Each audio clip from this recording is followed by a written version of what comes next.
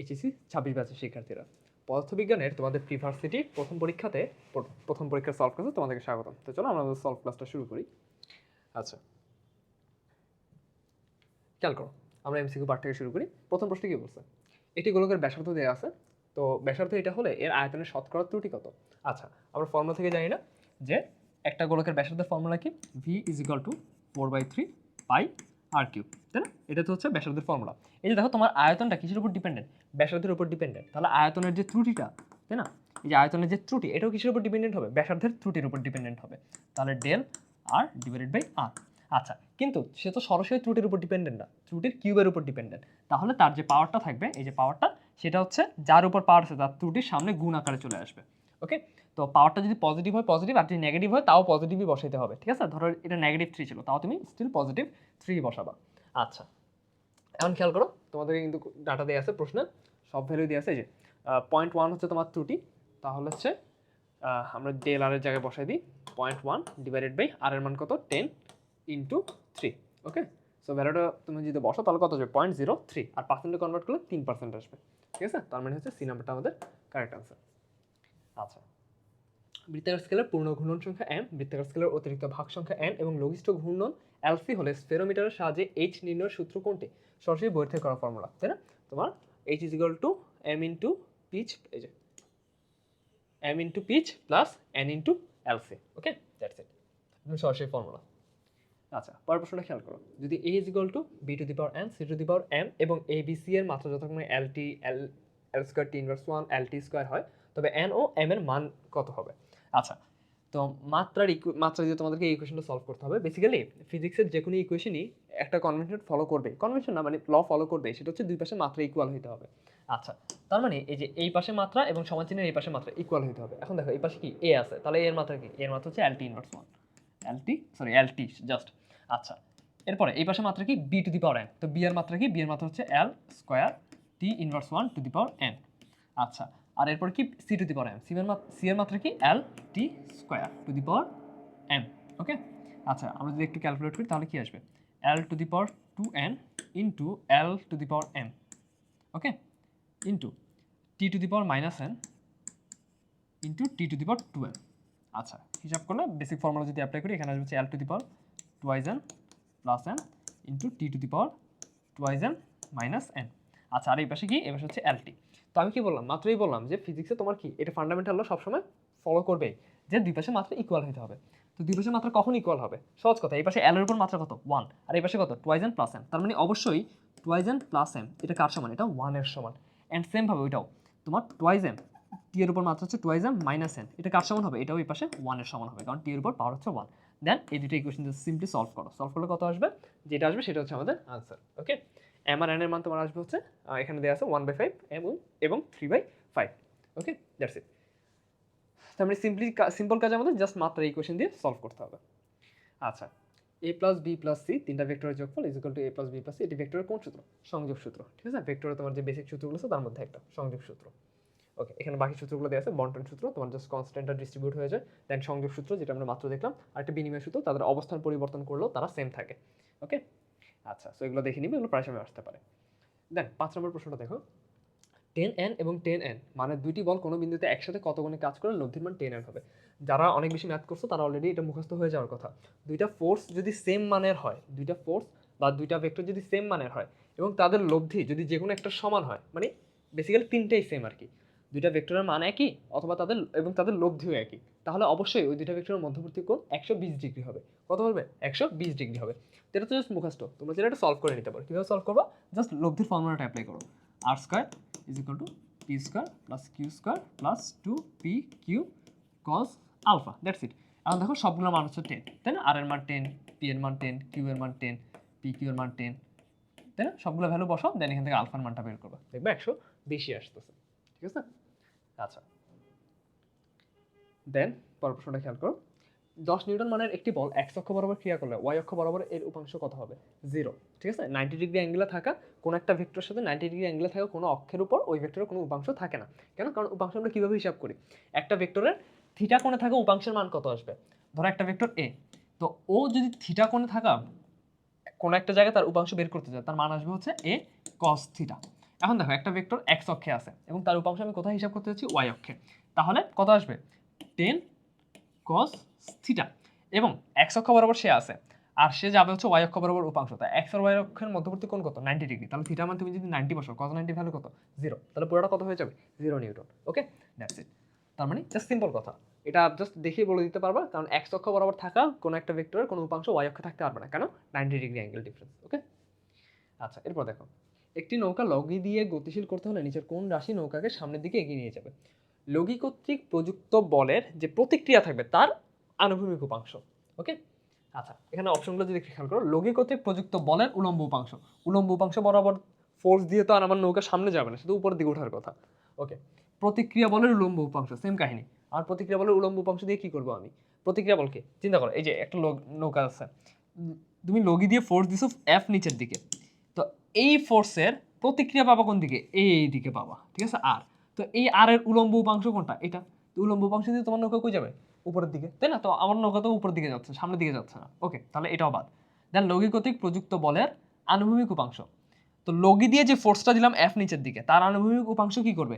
দেখো তুমি এই দিকে ফোর্স দিছো, তাহলে তার আনুভূমিক উপাংশ এই দিকে যাওয়ার কথা, এফ এর একটা উপাংশ, ঠিক আছে, থিটা হইলে এফ কস থিটা হবে। তো এটা নৌকা কিন্তু পিছনের দিকে নেওয়ার কথা, সামনের দিকে নিবা না, সামনের দিকে চাইছে, তাহলে এই ফোর্সটা নৌকাকে পিছনের দিকে নিচ্ছে। বাট সামনের দিকে নিচ্ছে কি?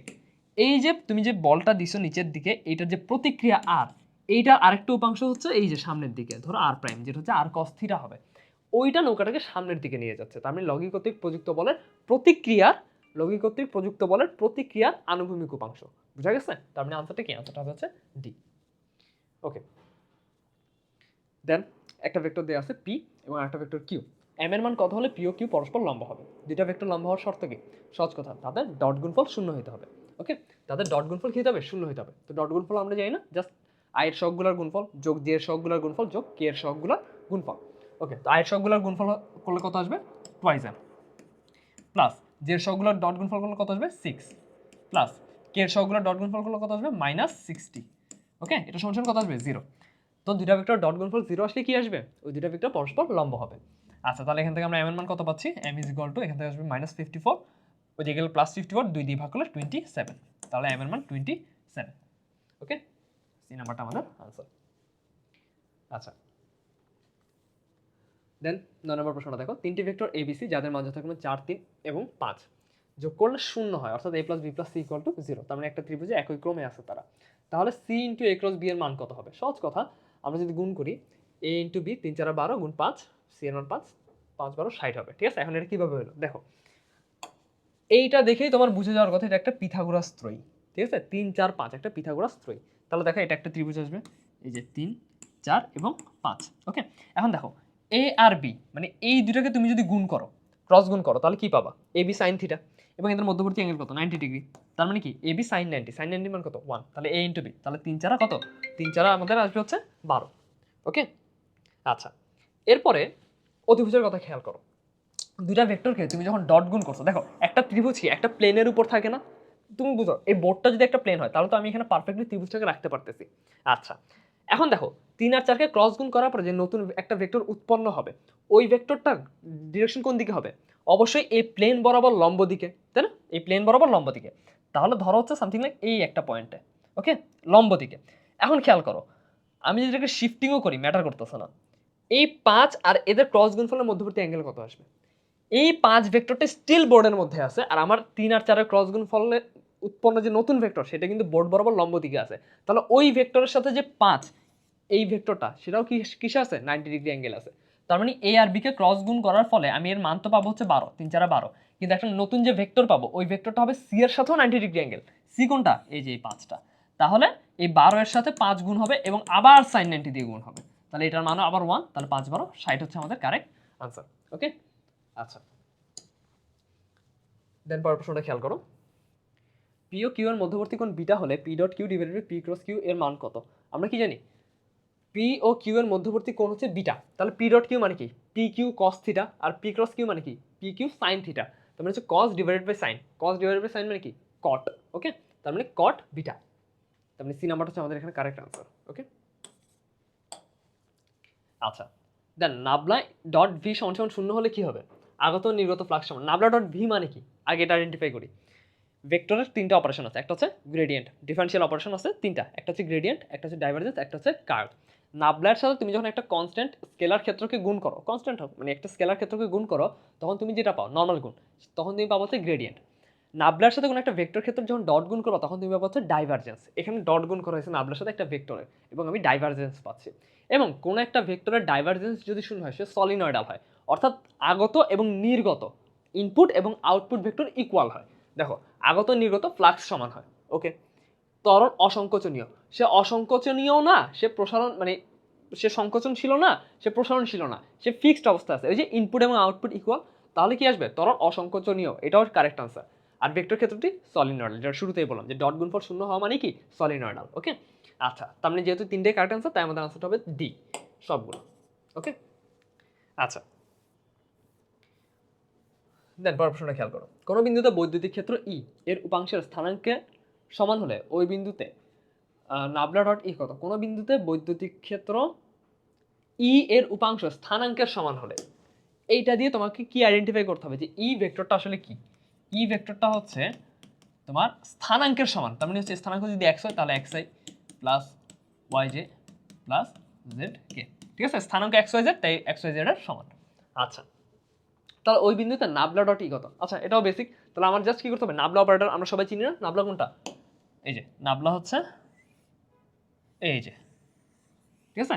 আমাদের পার্শিয়াল ডিফারেন্সিয়েশন এক্স এর রেসপেক্টে একবার, ওয়াই এর রেসপেক্টে একবার, জেড এর রেসপেক্টে একবার, তো এটা দিয়ে আমরা ই কে ডিফারেন্সিয়েট করব। আচ্ছা পার্শিয়াল ডিফারেন্সিয়েশন আই গেস আমরা সবাই বুঝি যে আমরা কি যখন ডিডিএক্স করব, ঠিক আছে, যদি এটা ডি দেখতে ডি এর মতো না বাট এটা ডিডিএক্স, যখন আমরা ডিডিএক্স করবো মানে পার্শিয়াল ডিফারেন্সিয়েশন আমরা ডিটাকে একটু কার্ভ করে লেখা হয়, যখন আমরা ডিডিএক্স করবো তখন ওয়াই এবং জেড এর যে প্যারামিটারগুলো সেগুলোকে কনস্ট্যান্ট হিসাবে ট্রিট করবো, জাস্ট এক্সকে আমরা আমরা ফোকাস করবো, ঠিক আছে, চলক হিসাবে। আচ্ছা দেন ডিডি ওয়াই নিয়ে যখন কাজ করবো তখন মেইন চলক হচ্ছে ওয়াই, আর বাকি এক্স আর জেড কি কনস্ট্যান্ট হিসাবে ট্রিট করবো। আর যখন ডিডি জেড করবো তখন কি হবে, তখন জেডকে আমরা আমাদের চলক হিসাবে নিয়ে চলক নিয়ে কাজ করবো, আর এক্স আর ওয়াইকে আমরা কি কনস্ট্যান্ট হিসাবে ট্রিট করবো। তো ডট গুণফল আই গেস জানো যে আয়ের সহগের সাথে আয়ের সহগের গুণফল, জের জের সহগের সাথে জের সহগের গুণফল, কে এর সহগের সাথে কে এর সহগের গুণফল। দেন আমাদের ডিডি এক্স অফ এক্স আসতেছে 1, ডিডি ওয়াই অফ ওয়াই আসতেছে 1 আসবে, ডিডি জেড অফ জেড আসতেছে 1 আসবে, ওকে।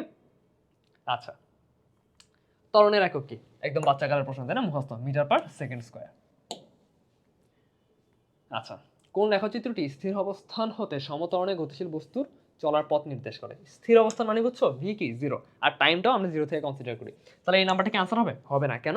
ভি দেখো কোথায় আছে, সে মূল বিন্দুতে নাই, তার মানে আগে থেকে ইনিশিয়াল একটা ভেলোসিটি আছে, তাহলে হবে না, কারণ আমাদের বলেই দিছে স্থির অবস্থা। আচ্ছা তাহলে আনসারটা কি? আনসারটা বি নাম্বার হবে, কারণ এখানে টিও 0 থেকে স্টার্ট হয়েছে, ভিও 0 থেকে স্টার্ট হয়েছে, ওকে। আর বাকিগুলো তো হবেই না। এটা হবে না কেন? কারণ টাইমটা তুমি অনেক আগের পর থেকে স্টার্ট করছো, টাইমের শিডিউলিং ঠিক নাই। আর ডি নাম্বারটা টাইম মানে টাইম বাড়তেছে ঠিক আছে, বাট ভ্যালোসিটি ফিক্স, বাট সমত্বরণ মানে কি ভ্যালোসিটি বাড়তেছে, বাট এখানে কি ভ্যালোসিটি ফিক্স, তাহলে এটাও হবে না।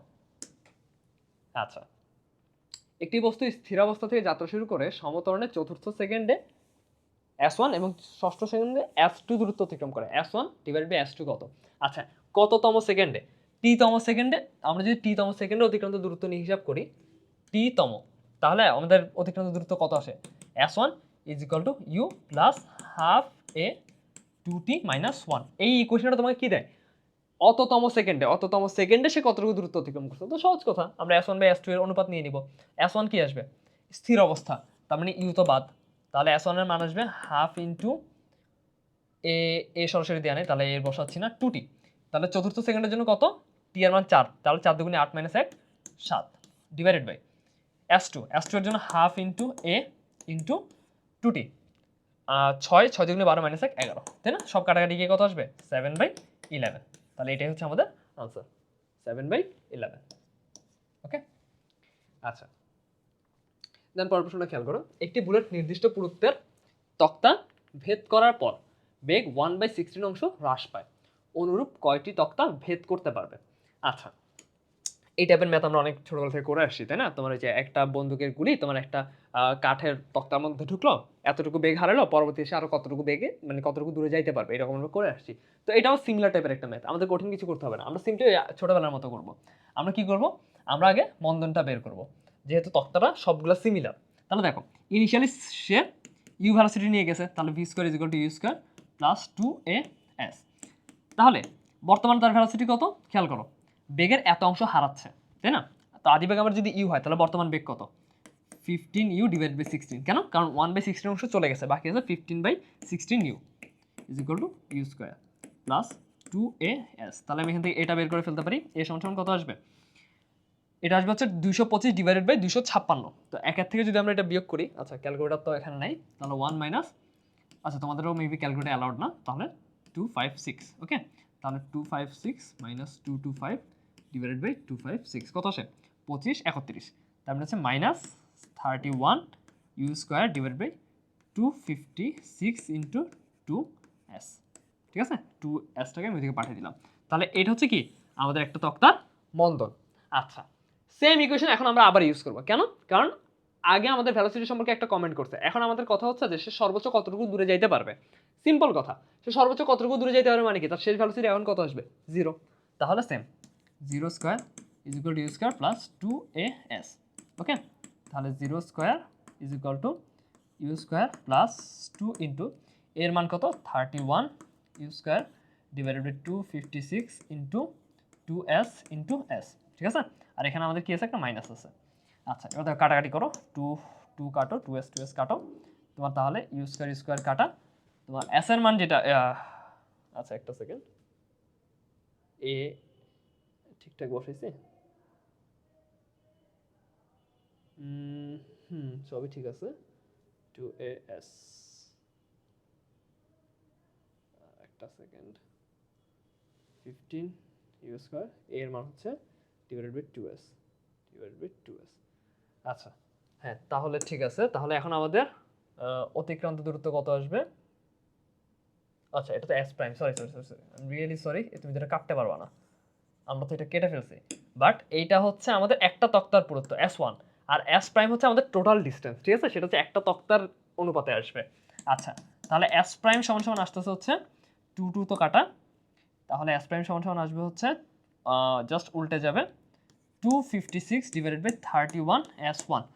তাহলে এখন দেখো 256 ডিভাইডেড বাই 31 কত আসে, 3 8 24, 240, 248, মানে 8-এর থেকে অ্যাপ্রক্স 8-এর কাছাকাছি 8s1 আসে, যেখানে s1টা কি একটা কাঠের পুরুত্ব, তার মানে 8টা কাঠের থেকে একটু বেশি দূর সে যাইতে পারবে। তাহলে আমাদের আনসার কত আসবে, আমাদের আনসার আসবে হচ্ছে বি নাম্বারটা, ঠিক আছে? 8টা কাঠ থেকে সামান্য একটু বেশি হবে, এর থেকে বেশি কিছু না, ওকে। আচ্ছা সরি একটা সেকেন্ড,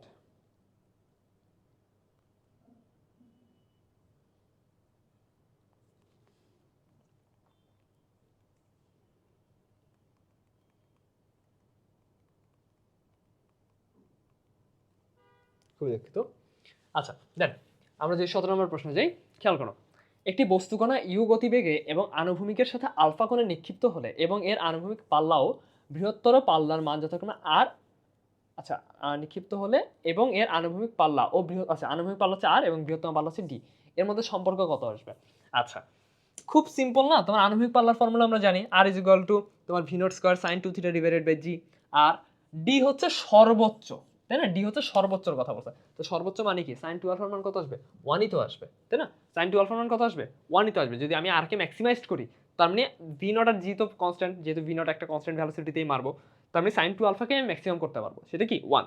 তাহলে বৃহত্তম পাল্লা কত আসবে, ভি নট স্কোয়ার বাই জি। তাহলে এই দুটার মধ্যে সম্পর্ক খুব ইজি না, জাস্ট আমি সিম্পলি বসাই দিব যে ভি নট স্কোয়ার বাই জি মানে হচ্ছে ডি, এটি হচ্ছে আমার সর্বোচ্চ পাল্লা, তার মানে R is equal to D into sine 2 alpha, okay. আচ্ছা পরের প্রশ্নটা খেয়াল করো, আনুভূমিকের সাথে 45 ডিগ্রি কোণে একটি বস্তুকে নিক্ষেপ করা হলো, বস্তুটির আনুভূমিক দূরত্ব হবে খাড়া উচ্চতার 4 গুণ, ঠিক আছে? এটা আই গেস তোমরা অনেকেই জানো, আনুভূমিক পাল্লা আর খাড়া উচ্চতার 4 গুণ 4h, এটা খুবই ফেমাস একটা প্রমাণ, তোমরা যারা ম্যাথের গতিবিদ্যা করে আসো তারা হয়তো জানো এটা। তো এটা প্রুফ করাও খুব ইজি, মানে কঠিন কিছু না, তোমাকে জাস্ট কি করতে হবে, বস্তুটার সর্বাধিক উচ্চতা বের করতে হবে, একদম সিম্পল, জাস্ট ইকুয়েশন দিয়ে।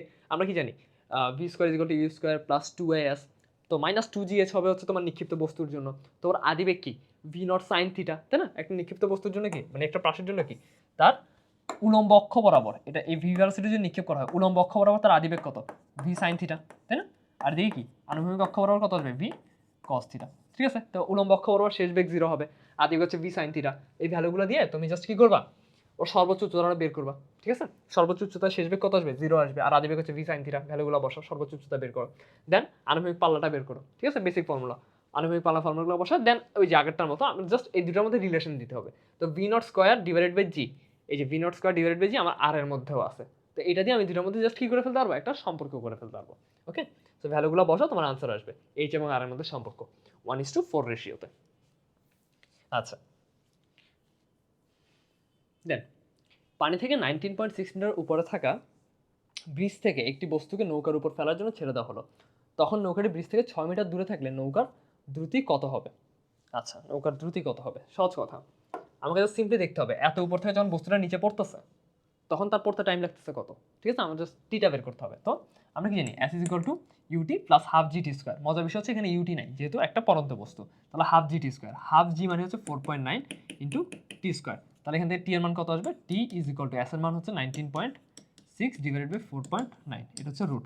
আচ্ছা, কত আসবে চিন্তা করে দেখো, হয়তো তোমাদের মনে হতে পারে ক্যালকুলেশন করবো কেন, বাট সহজ কথা, 19.6 মানে কি, এটা হচ্ছে 4.9 এর 4 গুণ। কীভাবে? 4.9 হচ্ছে 9.8 এর অর্ধেক, আর 19.6 হচ্ছে 9.8 এর দ্বিগুণ, ঠিক আছে? তোমরা যারা অনেক ম্যাথ করে আসছো অলরেডি, ফিজিক্সের প্রচুর ম্যাথ করছো, অভিজ্ঞতা স্তর নিয়ে কাজ করো, তোমাদের এই ফিগারগুলো পরিচিত হওয়ার কথা। 4.9, 19.6, 39.2, এগুলো তোমাদের পরিচিত হওয়ার কথা। তাহলে এটা আসবে কত? 4। তো 4 কে রুট করলে আসবে হচ্ছে 2। তার মানে কি 2 সেকেন্ডে সে নিচে পড়ে যাবে, সহজ কথা। এখন 2 সেকেন্ডে সে যদি নিচে পড়ে, নৌকাটাকেও 2 সেকেন্ডে 6 মিটার দূরত্ব আসতে হবে। তো 2 সেকেন্ডে 6 মিটার দূরত্ব অতিক্রম করা মানে কি, তার ভ্যালোসিটি কত হতে হবে? 3 না? প্রতি সেকেন্ডে সে যদি 3 মিটার যায় তাহলে আমাদের কাজ হয়ে যাবে। ওকে, এরপর প্রশ্নটা খেয়াল করো, রৈখিক ত্বরণ ও কৌণিক ত্বরণের মধ্যে সম্পর্ক কোনটা? একদম সরাসরি ফর্মুলা, ঠিক আছে? A is equal to R alpha, অথবা alpha is equal to A divided by R, is equal to R alpha. Okay, is equal to R alpha, অথবা alpha is equal to A divided by R, যেখানে এটা কি, এ হচ্ছে রৈখিক ত্বরণ আর alpha হচ্ছে কৌণিক ত্বরণ, ঠিক আছে? ওকে, এরপর খেয়াল করো, 50 গ্রাম ভরের একটি বস্তুকে একটি 20 সেন্টিমিটার দৈর্ঘ্যের সুতার এক প্রান্তে বেঁধে বৃত্তাকার পথে প্রতি সেকেন্ডে 3 বার ঘোরানো হচ্ছে। যদি বস্তুটির ভর অপরিবর্তিত রেখে সুতার দৈর্ঘ্য দ্বিগুণ করে ঘোরানোর হার অর্ধেক করা হয়, তাহলে ত্বরণ কত হবে? আচ্ছা, তো এটা আমাদের কিভাবে সলভ করতে হবে জানি তো আমরা, খুবই বেসিক জিনিস। চিন্তা করো, তোমার সব ডাটা দেওয়া আছে, 50 গ্রাম ভর তো ফিক্স, একটি 20, এই যে দৈর্ঘ্য হচ্ছে 20 সেন্টিমিটার, ঠিক আছে? সে যে রেশিওতে ঘুরতে 20 সেন্টিমিটার, আর প্রতি সেকেন্ডে 3 বার ঘুরতেছে। তো এটার থেকে আমি কি পেয়ে গেলাম? আরও পেয়ে গেলাম, ওমেগা ওয়ানও পেয়ে গেলাম। আচ্ছা, আর ওয়ানও পেয়ে গেলাম, ওমেগা ওয়ানও পেয়ে গেলাম। এরপরে খেয়াল করো, যদি বস্তুটি ভর অপরিবর্তিত রেখে সুতার দৈর্ঘ্য দ্বিগুণ করা হয়, তার মানে আর টু, যেটা হচ্ছে 2 অফ আর ওয়ান, আমার ব্যাসার্ধ বেড়ে গেছে, ঘোরানোর হার অর্ধেক করা হয়, তার মানে এরপরে হচ্ছে সরি, এটা হচ্ছে ওমেগা টু, যেটা হয়ে যাবে কত? আমাদের half of omega one, that's it. তাহলে আর আর ওমেগা যেহেতু আমার কাছে দেয়া আছে, আমি ইজিলি মানে ত্বরণ সম্পর্কে কমেন্ট করতে পারবো না। আমাদের ত্বরণ সমান কি আমরা জানি না, এই যে দেখো, কেন্দ্রমুখী ত্বরণ A is equal to omega square R, সহজ কথা। কেন্দ্রমুখী ত্বরণ এ, আচ্ছা এখানে সরাসরি কেন্দ্রমুখী ত্বরণ দিয়ে করে ফেলছে, দুইটা জাস্ট রেশিও নিয়ে ফেলছে। হ্যাঁ, এটাও ইজিয়ার। আমরা হয় এটা বের করতে পারি ইন্ডিভিজুয়ালি A1 আর A2, দেন হচ্ছে তুমি A2 পাবা হচ্ছে A1 এর রেসপেক্টে, ঠিক আছে? আর এরপর হচ্ছে ভ্যালুগুলো দিয়ে তুমি ক্যালকুলেট করতে পারো। এক হচ্ছে তুমি ভ্যালুগুলো ক্যালকুলেট করতে পারো সরাসরি, দেন রেশিওটা বের করো, অথবা হচ্ছে তুমি এখানে যেভাবে করা আছে সেভাবে করে ফেলতে পারো। এখানে এই যে ভ্যালুগুলো বসাইলে তোমার A1 আর A2 এর মধ্যে সম্পর্ক পেয়ে যাবে, ঠিক আছে? অথবা যেটা আমি বলতে নিয়েছিলাম যে তুমি ওমেগা ওয়ান এবং আর ওয়ান দিয়ে A1 বের করে ফেলো, ওমেগা টু আর টু দিয়ে A2 বের করে ফেলো, দেন দুইটার মধ্যে তুমি জাস্ট অনুপাতটা নিয়ে নাও, ঠিক আছে? দুইটাই ভ্যালিড, কঠিন কিছু না, জাস্ট ফর্মুলা পারলে তুমি এগুলো খুব ইজিলি সলভ করে ফেলতে পারবা। ওকে, আচ্ছা, বিটা ক্ষয় হয় কোন বলের কারণে? দুর্বল নিউক্লিয় বল, ঠিক আছে? তোমার সবল নিউক্লিয় বল কি করে?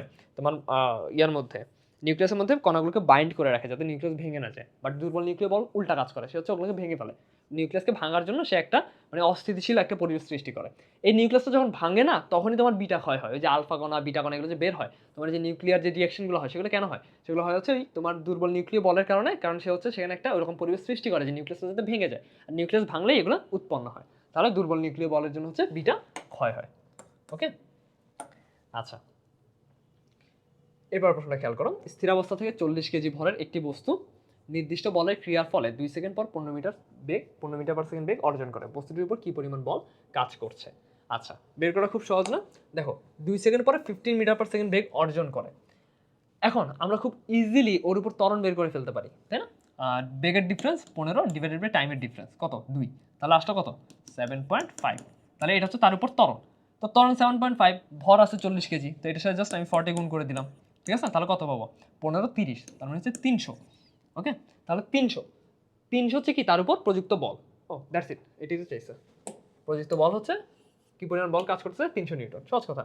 ত্বরণটা বের করো, ভর দিয়ে গুণ করে দাও। আচ্ছা এরপর দেখো, ভূমির সঙ্গে থিটা কোণে আনত কোনো তল হতে একটি বস্তু পড়তে থাকলে বস্তুর ত্বরণের মান কত?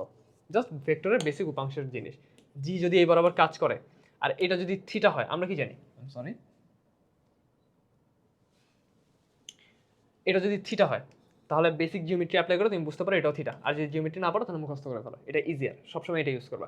এটা থিটা, এটা যদি থিটা হয় তাহলে জি এর একটা উপাংশ এইদিকে চলে আসবে, জি কস থিটা, যার সাথে থিটা তার সাথে হচ্ছে কস, জি কস থিটা। আর আরেকটা উপাংশ হচ্ছে এইটা, এটা কি আসবে তাহলে জি সাইন থিটা, দ্যাটস ইট। তাহলে এইটা নিয়েই সে পড়তেছে, যেহেতু সে একটা ইনক্লাইন্ড তলে পড়তেছে, ঠিক আছে, তাহলে জি সাইন থিটা। আচ্ছা তাহলে আমাদের আনসারটা হচ্ছে ডি নাম্বারটা। দেন গাছ থেকে 2 কেজি ভরের একটি নারিকেল সোজা নিচের দিকে পড়ছে, বাতাসের বাধা 8.6 নিউটন হলে নারিকেলটির ত্বরণ কত?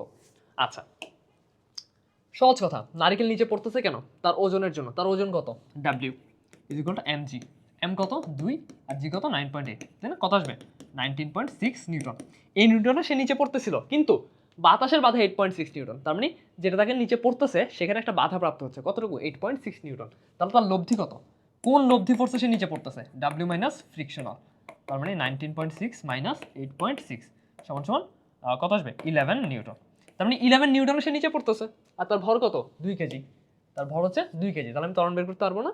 লব্ধি ফোর্স 11 নিউটন, তাহলে F is equal to M A, 11 is equal to 2 into A, সুতরাং এ সমান সমান হচ্ছে 5.5 metre per second square. Okay that's it, খুবই সিম্পল অ্যাপ্রোচ, কঠিন কিছু না।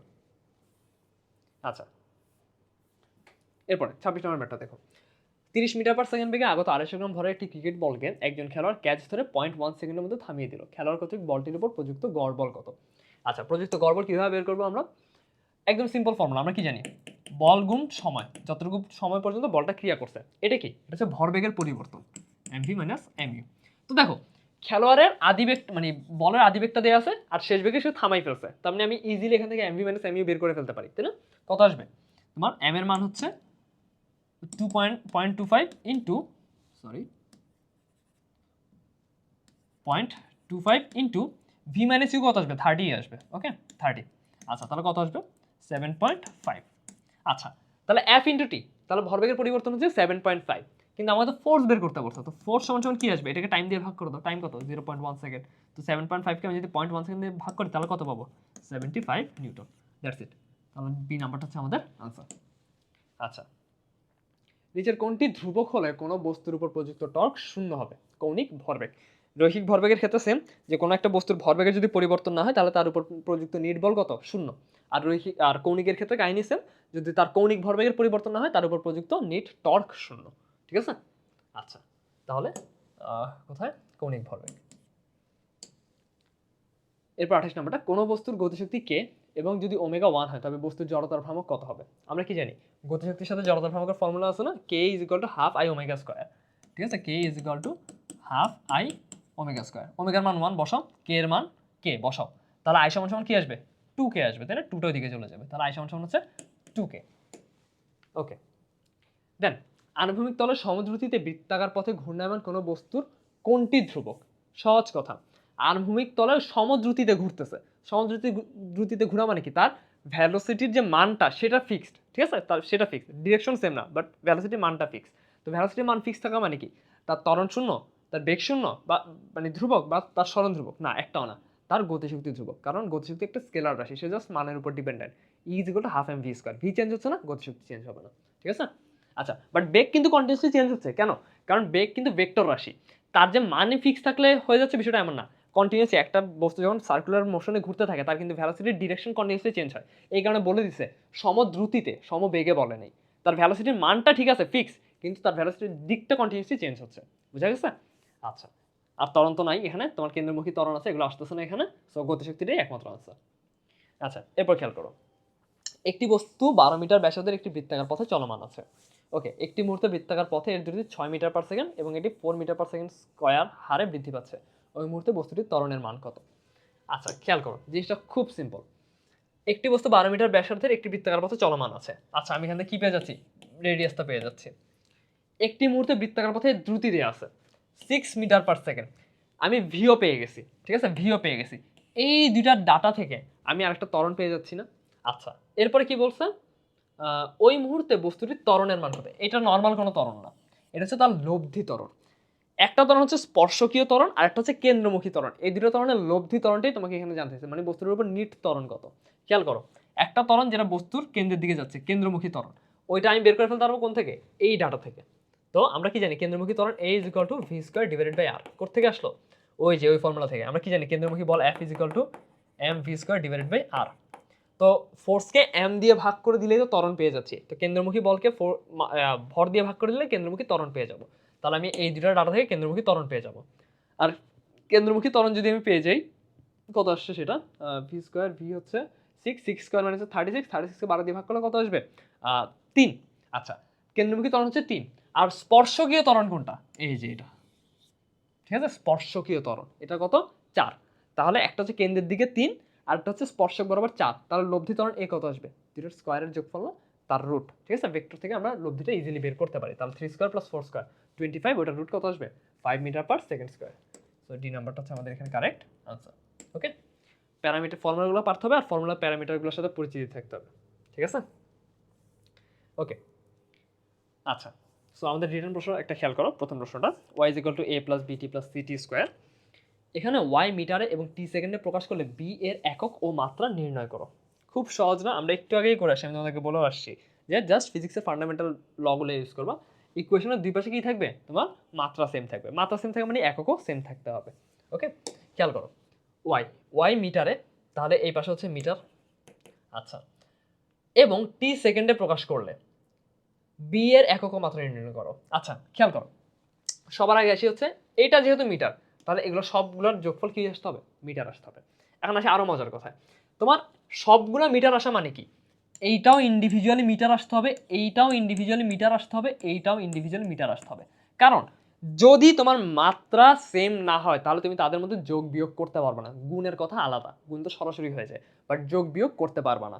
তার মানে প্রত্যেকটার মাত্রা সেম হইতে হবে, আর প্রত্যেকটা সিমিলার মাত্রাকে তুমি যদি যোগ বিয়োগ করাও তাহলে তুমি ওই মাত্রাটাই পাবা। তার মানে আমার এখান থেকে টোটাল এমই পাইতে হবে, যেহেতু ওয়াই এর মান এম। তাহলে টোটাল এম কখন পাবো? যখন সবগুলো ইন্ডিভিজুয়ালি এম হবে। That's it. তাহলে এখানে কি বি টি, এটা কি? এটা সমান সমান আসতে হবে এম। That's it. আর বি টি সমান সমান যদি এম আসে, আর টি তো সেকেন্ডে বলে দিছে, তাহলে বি সমান সমান হচ্ছে মিটার, টিটা ওই পাশে গেলে টি ইনভার্স 1 মানে সেকেন্ড ইনভার্স 1, শেষ। তাহলে বি এর একক কি? Metre per second. আর যদি মাত্রা কনভার্ট করি তাহলে মিটারের জন্য হচ্ছে তোমার এল লেংথ, আর সেকেন্ডের জন্য তো হচ্ছে তোমার টাইম টি, তাহলে এল টি ইনভার্স 1। বেসিক্যালি এটা বেগ আর কি, ঠিক আছে? বেগের মাত্রার ইউজ করতে হবে। এই যে মাত্রা হচ্ছে এল টি ইনভার্স 1, একক হচ্ছে মিটার পার সেকেন্ড।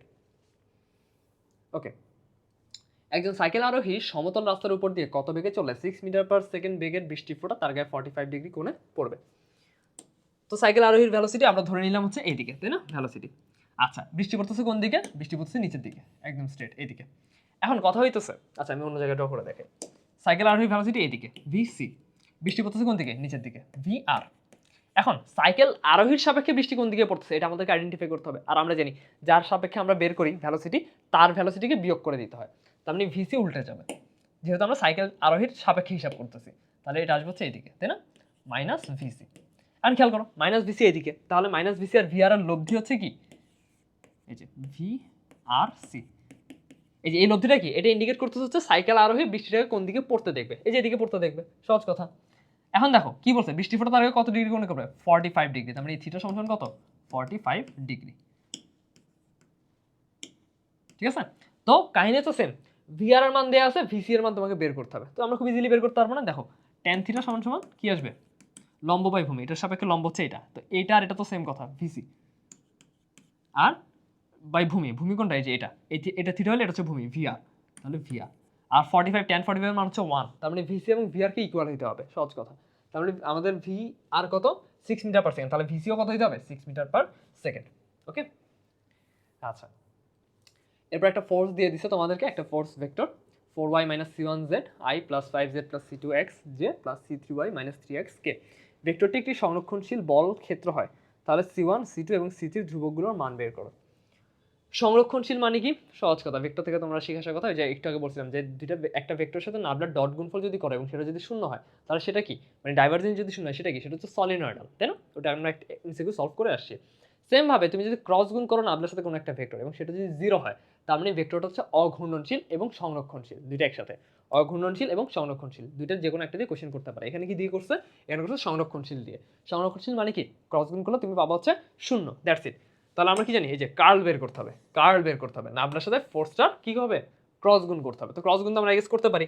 নাবলার আই জেগে হচ্ছে একটা অ্যাক্সিস বরাবর যাবে, একটা সারি বরাবর, দেন হচ্ছে তোমার নাবলার প্যারামিটারগুলো ডিডিএক্স, ডিডিওয়াই, ডিডিজেড, আর তারপর হচ্ছে ফোর্সেরগুলো, ঠিক আছে? দেন হচ্ছে আমরা যে আমাদের বেসিক ম্যাট্রিক্স যে শিখে আসছি আমরা, বিস্তার করে দেবো সহজভাবে।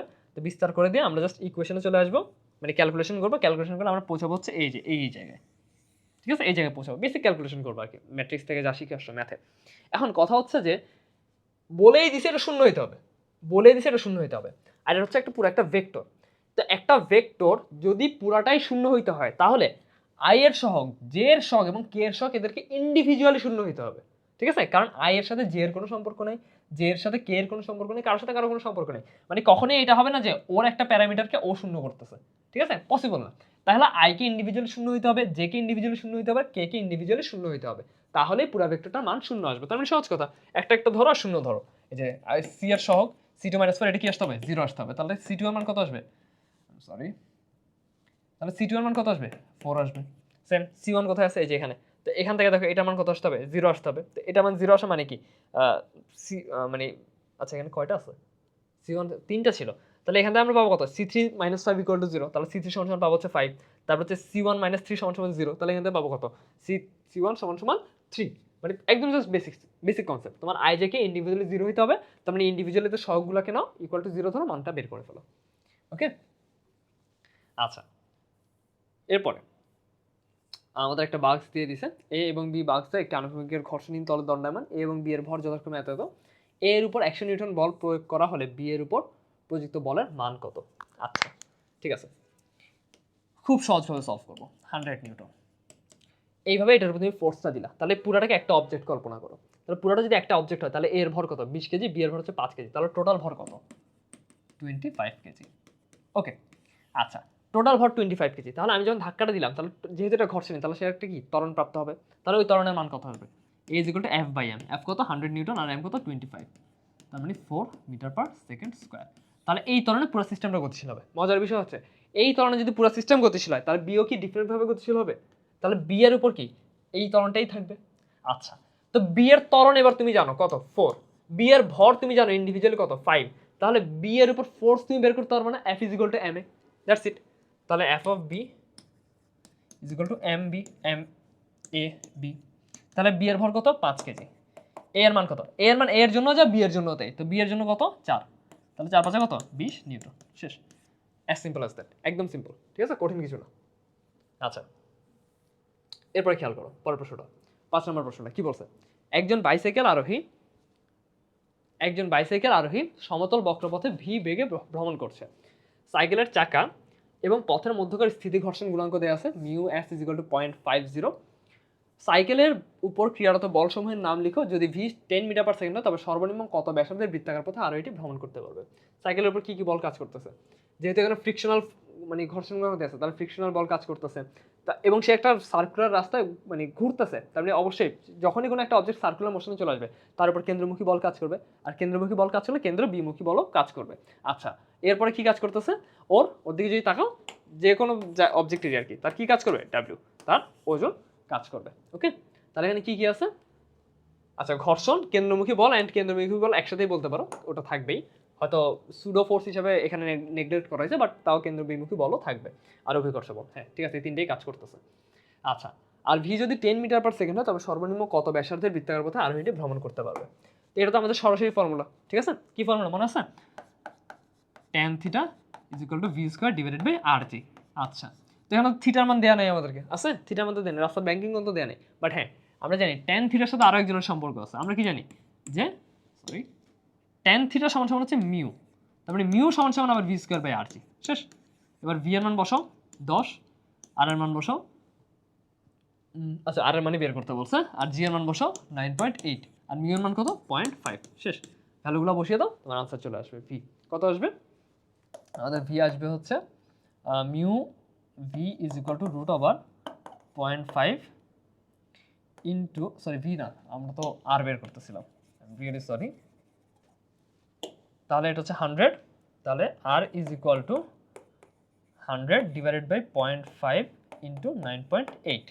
ওকে, তাহলে 200-কে 9.8 দিয়ে ভাগ করতেছি, মানে অ্যাপ্রক্স 20-এর থেকে একটু বেশি আসবে। ঠিক আছে, 9.8 দিয়ে ভাগ হচ্ছে 20-এর থেকে একটু বেশি আসবে। আচ্ছা, 20.41 হচ্ছে আমাদের আনসার। দেন 60 কেজি ভরের একজন নৃত্যশিল্পী দুহাত প্রসারিত করে মিনিটে 20 বার ঘুরতে পারেন। তিনি একটি সঙ্গীতের সাথে তাল মেলানোর চেষ্টা করছিলেন। নৃত্যশিল্পীকে সঙ্গীতের সাথে ঐকতানিক হতে মিনিটে 30 বার ঘুরলে নৃত্যশিল্পীর পরিবর্তিত কৌণিক গতিশক্তি দ্বিগুণ হবে কি, ব্যাখ্যা করো। আমরা কি জানি, আমরা খুব ইজিলি এটা বের করে ফেলতে পারবো। ঠিক আছে, আমাদের ওই যে কৌণিক যে ভরবেগ আছে সেটা দিয়ে, কৌণিক ভরবেগের যে সংরক্ষণশীলতা আছে সেটা দিয়ে। আচ্ছা, তাহলে দেখো ডাটাগুলো কি কি দেওয়া আছে। 60 কেজি ভরের একজন নৃত্যশিল্পী দুহাত প্রসারিত করে মিনিটে 20 বার ঘুরতে পারে। মিনিটে 20 বার ঘুরতে পারে মানে কি, আমাদের কাছে তার ওমেগা 1 দেয়া আছে। তিনি একটি সঙ্গীতের সাথে তাল মেলানোর চেষ্টা করছিলেন। ওকে, নৃত্যশিল্পীকে সঙ্গীতের সাথে ঐকতানিক হতে মিনিটে 30 বার ঘুরতে হবে, মিনিটে 30 বার ঘুরতে হবে, ওমেগা 2। তাহলে পরিবর্তিত কৌণিক গতিশক্তি দ্বিগুণ হবে কি। আচ্ছা, কৌণিক গতিশক্তির কি ফর্মুলা তো জানি আমরা, E = ½ I ওমেগা স্কয়ার। এখন দেখো ওমেগা তো 1.5 গুণ হয়ে গেছে, তাই না, ওমেগা অলমোস্ট 1.5 গুণ হয়ে গেছে।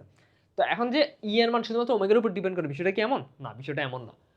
ই এর মান কিন্তু আই এর উপরে ডিপেন্ড করতেছে। তাহলে আগে একটা আই ছিল, এখন বর্তমান আই কত, এটা তো তোমাকে বের করতে হবে। এখন এটা আমরা কিভাবে বের করতে পারি, ওই যে বললাম যে আমরা কি জানি, কৌণিক ভরবেগও সংরক্ষিত থাকবে। তাহলে কৌণিক ভরবেগ মানে কি, I1 omega 1 = I2 omega 2, that's it.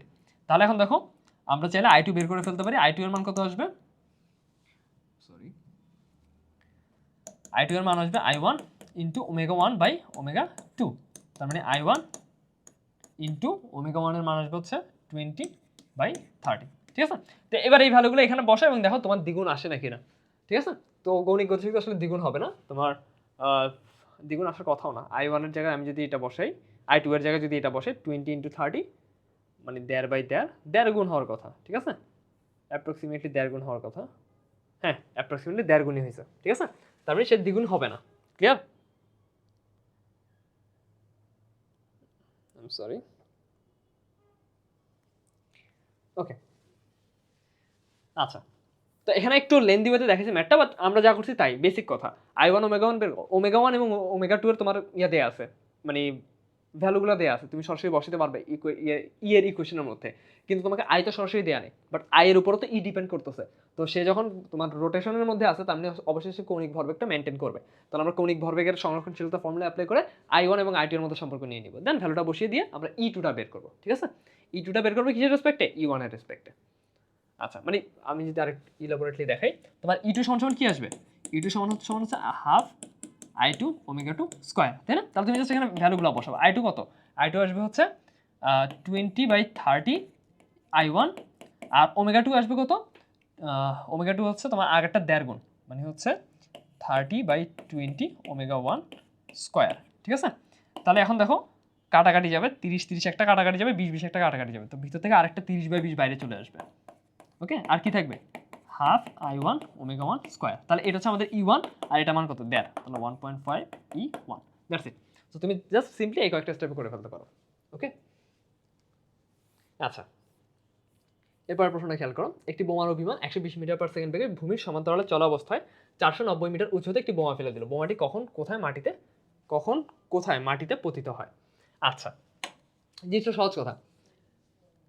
বোমাটা 490 metre উপর থেকে যখন ফেলছে, ধরো প্লেনটা এদিকে যাচ্ছিল, এই অবস্থায় ফেলছে, তাহলে বোমাটা কি এইভাবে এসে পড়বে। ওকে, এইভাবে এসে যখন সে পড়বে, সে যখন এই পয়েন্টে হিট করবে, এই পয়েন্টে হিট করতে তার কতটুকু টাইম লাগবে এটা আমরা বের করতে পারবো না। কিভাবে বের করবো, সহজ কথা, ওকে জাস্ট আমি একটা পড়ন্ত বস্তুর ন্যায় তুলনা করব।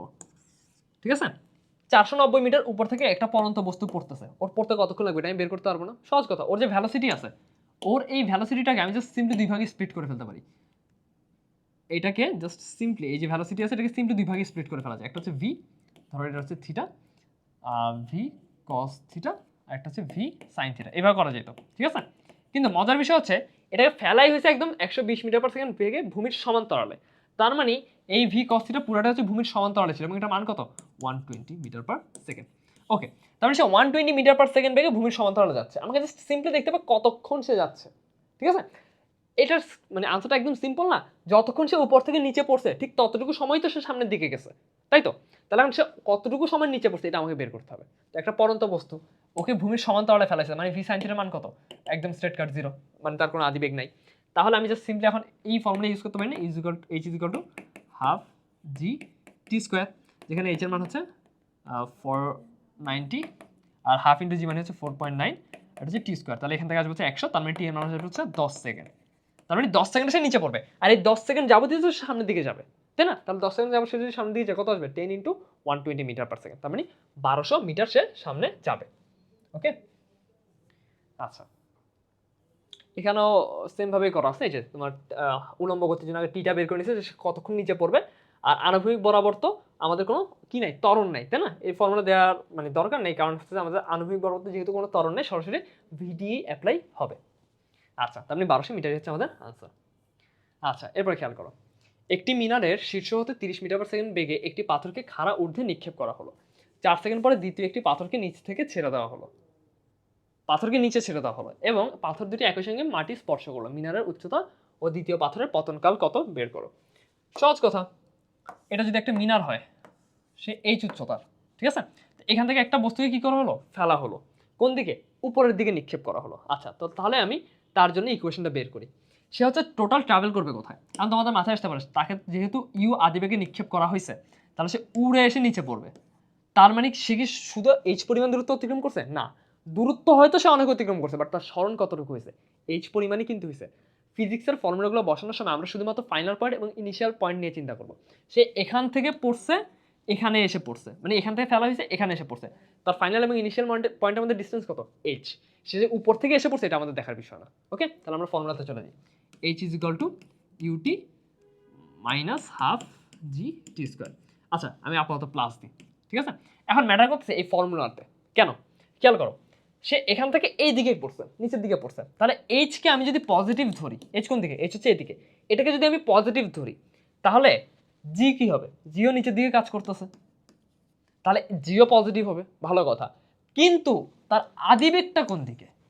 সেটা তো উপরের দিকে ছিল, তাহলে কিন্তু আমার এখানে মাইনাস বসাইতে হবে। আবার তোমরা চাইলে উল্টা কাজও করতে পারো, নিচের দিকে নেগেটিভ ধরতে পারো, তখন উপরের দিকে ইউটা পজিটিভ হবে, বাট এইচ এবং জি নেগেটিভ হবে, তোমাদের ইচ্ছা, ঠিক আছে? সো খুব সাবধানে ফর্মুলা বসানোর ক্ষেত্রে। তাহলে এখানে কি আসবে? একটা মাইনাস আসবে। ওকে, তো আমরা ভ্যালুগুলো যদি বসাই, h is equal to 30 minus 30 t আর প্লাস 4.9 টি স্কোয়ার। আচ্ছা, দেন দ্বিতীয়টার জন্য দেখি। দ্বিতীয়টার জন্য জাস্ট ছেড়ে দেওয়া হয়েছে, 4 সেকেন্ড পরে একটি পাথরকে নিচে ছেড়ে দেওয়া হলো। আচ্ছা, তাহলে 4 সেকেন্ড পর মানে কি? টি টাইম হচ্ছে তার টোটাল ট্রাভেল, টি টাইম হচ্ছে তার টোটাল ট্রাভেল প্রথমটার জন্য। পরেরটার ট্রাভেল টাইম কতটুকু হবে? টি মাইনাস 4 না? তার মানে টি মাইনাস 4 টাইম জুড়ে সে উপর থেকে নিচে পড়বে। দ্বিতীয় পাথরটাকে 4 সেকেন্ড পরে ফেলা হয়েছে। আচ্ছা, তাহলে দ্বিতীয় পাথরটা তোমার কতটুকু ডিস্টেন্স অতিক্রম করবে? সহজ কথা, সেও এইচ পরিমাণ ডিস্টেন্সই অতিক্রম করবে। তাহলে দ্বিতীয় পাথরটার জন্য এইচ, এটাকে আমি পজিটিভ দিলাম, ইজ ইকুয়াল টু, সে নিচে পড়তেছে, তার মানে ইউ তো 0, মানে পরন্ত বস্তুর মতো ছেড়ে দেওয়া হয়েছে, ইউ 0। তারপরে যেহেতু নিচের দিকে আমি পজিটিভ ধরতেছি, তাহলে জিটাও কি আসবে? পজিটিভ আসবে। হাফ জি কি আসবে? টি মাইনাস 4 স্কোয়ার, কারণ টি তো হচ্ছে ওর পতনকাল ছিল প্রথম বস্তুটার, আর দ্বিতীয় বস্তুটাকে 4 সেকেন্ড পরে ফেলা হয়েছে, তাহলে তার টোটাল পতনকাল কত হবে? টি মাইনাস 4 সেকেন্ড। শেষ। এবার আমি জাস্ট এই দুটো ইকুয়েশনকে ইকুয়েট করব। ওকে, এইচ এস ইকুয়াল আছে, তাহলে minus 30 T plus 4.9 t square is equal two, এটা কি 4.9, আর এখানে আমি যদি ফর্মুলা ফেলি, টি স্কোয়ার মাইনাস 8t প্লাস 16। ওকে, আচ্ছা, 4.9 টি স্কোয়ার, 4.9 টি স্কোয়ার দুই দিক থেকে চলে যাবে, এদিকে থাকবে হচ্ছে মাইনাস 30t, আর এদিকে থাকবে হচ্ছে 4.9 ইন্টু 8, কত আসে? 8 নং তোমার 72, আর 4 আটা 32, 39। ওকে, আচ্ছা, তারপরে কি আসতেছে? 16, তাহলে 39 ইন্টু 2, এটা হচ্ছে দ্বিগুণ। ওকে, এত টি প্লাস তার দ্বিগুণ কত আসবে? 80, 78.4, 78.4। ওকে, 39, 78.4। আচ্ছা, এবার আমরা যদি এটা ক্যালকুলেট করে ফেলি, আমাদের আনসারটা আসবে হচ্ছে একটু অদ্ভুত আনসার আসতেছে না, নেগেটিভ আনসার আসতেছে। আমরা কি কোথাও ভুল করলাম? টি 8 সেকেন্ড আসার কথা। T minus GT, half GT square, দুটো ইকুয়াল টি মাইনাস 4, তাহলে half G 9.8 T minus 4 square, তাহলে টি স্কোয়ার মাইনাস 2ab। 9.8, 19.6, 39.2, 39.2 মানে হচ্ছে 78.4। হ্যাঁ, তাও ঠিক আছে, তো এটা নেগেটিভ হয়ে যাচ্ছে। আচ্ছা, টি এর ভ্যালু নেগেটিভ তো আসার কথা না। ওহো, জি এর ভ্যালু তো কোশ্চেন আমরা পড়িই নাই, জি এর ভ্যালু 10 দেয়া আছে।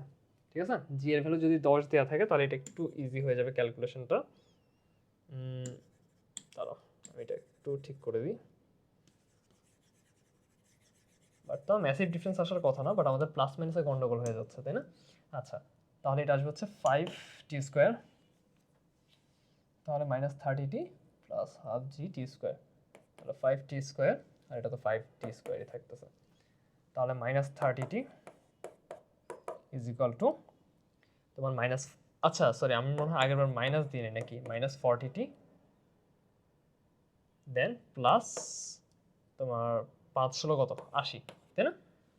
আগের বার মনে হয় আমরা এখানে একটা মাইনাস দিই না, এই কারণে মনে হয় আমাদের কিছু একটা প্রবলেম হয়েছিল। 40t এদিকে আসবে কত 10t ইকুয়াল টু 80, তাহলে টি এর মান কত আসতেছে, টি এর মান আসতেছে হচ্ছে 80/10 মানে 8 সেকেন্ড। তার মানে সিম্পলি 8 সেকেন্ড হচ্ছে তোমার প্রথম বস্তুটার পতনকাল, তাকে নিক্ষেপ করা হয়েছে দেন সে নিচে পড়ছে, কতক্ষণ লাগছে 8 সেকেন্ড লাগছে। কোশ্চেন কি চাইছে, মিনারের উচ্চতা আর দ্বিতীয় পাথরের পতনকাল, দ্বিতীয় পাথরের পতনকাল কত হবে 8 - 4, 8 সেকেন্ড হচ্ছে প্রথম পাথরের জন্য, এই যে আমরা টি নিয়ে কাজ করছি, তাহলে তার থেকে 4 সেকেন্ড কম, তাহলে দ্বিতীয় পাথরটা হচ্ছে জাস্ট 4 সেকেন্ড যাবত সে নিচে পড়ছে। ঠিক আছে, সহজ কথা। আচ্ছা, টি-4, আর আমাদের কি চেয়েছে মিনারের উচ্চতা, তো মিনারের উচ্চতা আমরা এই ফর্মুলা থেকে বের করে ফেলতে পারি। ঠিক আছে, H is equal to 5 half into G হচ্ছে কত 5, হাফ ইন্টু জি হচ্ছে 5 ইন্টু টি-4 মানে 8 - 4 মানে 4, 4 এর স্কোয়ার মানে 16, তার মানে 80 মিটার। ওকে, তাহলে আমাদের মিনারের উচ্চতা কত আসবে, মিনারের উচ্চতা আসবে হচ্ছে 80 meter, 80 meter. Okay, that's it. তাহলে তোমাদের কি লাগতেছে, মেইনলি লাগতেছে হচ্ছে ফর্মুলাগুলো যদি ভালোভাবে পারো তাহলে যে কোনো কোশ্চেনে ইজিলি সলভ করতে পারবে, জাস্ট একটু ঠান্ডা মাথায় চিন্তা করতে হবে। ওকে।